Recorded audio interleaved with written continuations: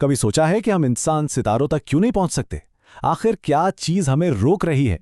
जवाब हैरत अंगेज तौर पर दुनिया की सबसे मशहूर मसावात E=mc² में छुपा हुआ है। ये सिर्फ फिजिक्स का एक फॉर्मूला नहीं है, बल्कि ये कायनात की एक ऐसी स्पीड लिमिट है, एक ऐसी दीवार है जो हमें कहकशाओं की वुसअतों को खोजने से रोकती है।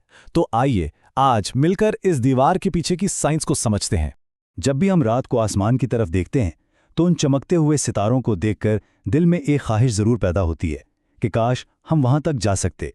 ये एक ऐसा ख्वाब है जो इंसानियत न जाने कब से देखती आ रही है, लेकिन हमारे इस ख्वाब और हकीकत के बीच आखिर वो कौन सी रुकावट है जो इतनी मजबूती से खड़ी है? और इस सवाल का जवाब, जैसा कि हमने कहा, आइंस्टाइन की इसी मशहूर ज़माना मसावात में पोशीदा है। E=mc²।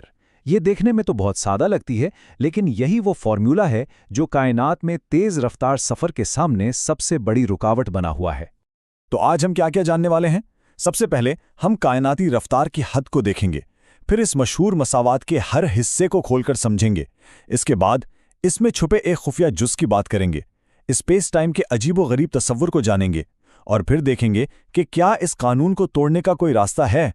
और आखिर में हम तसव्वुर करेंगे कि रोशनी की रफ्तार से सफ़र करना कैसा होगा।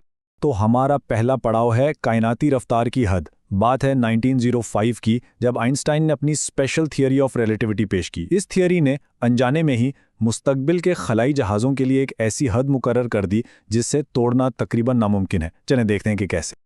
अच्छा, अब वक्त है इस मशहूर मसावात को ज़रा करीब से देखने का। ये तीन हरूफ E, M और C अपने अंदर कायनात के बहुत गहरे राज समेटे हुए हैं। तो आखिर इनका मतलब क्या है? आइए एक एक करके इन्हें समझते हैं।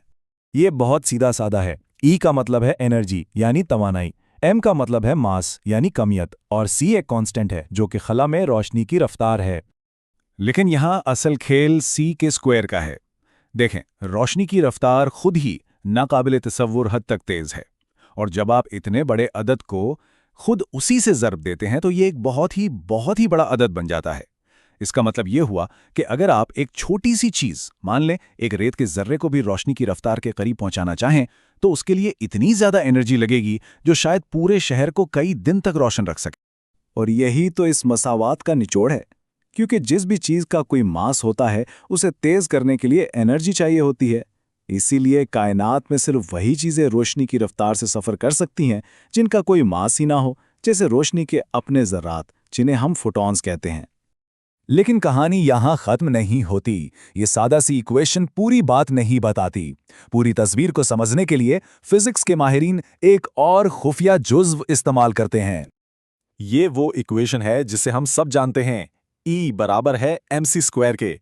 ये इसकी सबसे मशहूर शक्ल है। लेकिन हकीकत में ये मसावात थोड़ी और पेचीदा है। इसका मुकम्मल वर्जन कुछ यूं है, E=γ-mc² के।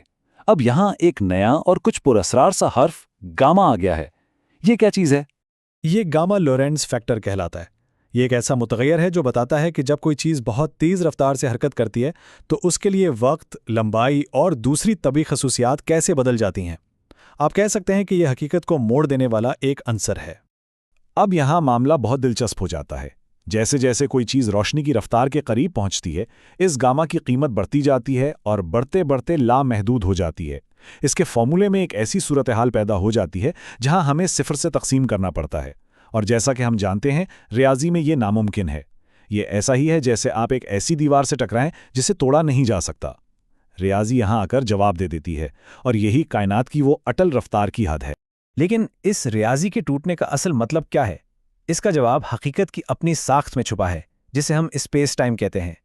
आइंस्टाइन के एक उस्ताद हरमन मनकोस्की ने यह दरियाफ्त किया था कि स्पेस और टाइम यानी जगह और वक्त दो अलग अलग चीज़ें नहीं हैं, बल्कि ये एक ही सिक्के के दो रुख हैं, एक चार जहती निज़ाम जिसे स्पेस टाइम कहते हैं। हम सब हर लम्हा इसी स्पेस टाइम में सफ़र कर रहे हैं, लेकिन इस सफ़र का एक बहुत ही अजीब उसूल है। इसे समझने के लिए एक मिसाल लेते हैं। सोचें कि आप एक कार में हैं और आप अपनी पूरी रफ्तार सिर्फ शुमाल की तरफ जाने में लगा रहे हैं। फिर आप मुड़कर अपनी पूरी रफ्तार मशरिक की तरफ लगा देते हैं। लेकिन अगर आप शुमाल मशरिक की तरफ जाएं तो आपकी रफ्तार इन दोनों सिमतों में बढ़ जाएगी। आप ना तो खालिस शुमाल की तरफ इतनी तेज़ी से जाएंगे और ना ही खालिस मशरिक की तरफ। स्पेस टाइम बिल्कुल इसी तरह काम करता है। आपकी कुल रफ्तार स्पेस और टाइम में बटी हुई है। मतलब ये कि जितना तेज़ आप स्पेस में सफ़र करेंगे, उतना ही आहिस्ता आप वक्त में सफ़र करेंगे। तो क्या इस कायनाती कानून में कोई चोर दरवाजा है, कोई ऐसा तरीका जिससे इसे तोड़ा जा सके? क्या सच में कोई भी चीज रोशनी से तेज सफर नहीं कर सकती? चलें इस इम्कान को भी खोजते हैं। इक्वेशन में जो c है वो खास तौर पर खला में रोशनी की रफ्तार को जाहिर करता है, लेकिन जब रोशनी पानी जैसे किसी दूसरे मीडियम से गुजरती है तो इसकी रफ्तार तकरीबन 25% कम हो जाती है। और यहीं पर हमें एक दिलचस्प चोर दरवाजा मिलता है। साइंसदानों ने यह दरियाफ्त किया है कि वो कुछ ज़र्रात को पानी के अंदर पानी में रोशनी की रफ्तार से भी ज्यादा तेज फेंक सकते हैं, और जब ऐसा होता है तो एक बहुत ही खूबसूरत नीली चमक खारिज होती है जिसे चर्नेकॉफ रेडिएशन कहते हैं। ये इस बात का जीता जागता सबूत है कि कुछ खास हालात में रोशनी से तेज सफर मुमकिन है।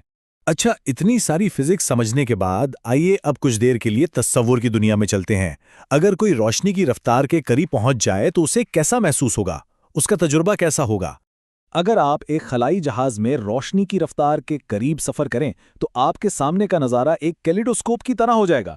जिस सिमत में आप जा रहे हैं वहां के सितारे नीले रंग के नजर आएंगे, जबकि आपके इर्द गिर्द और पीछे की हर चीज़ सुर्ख रंग में डूब जाएगी।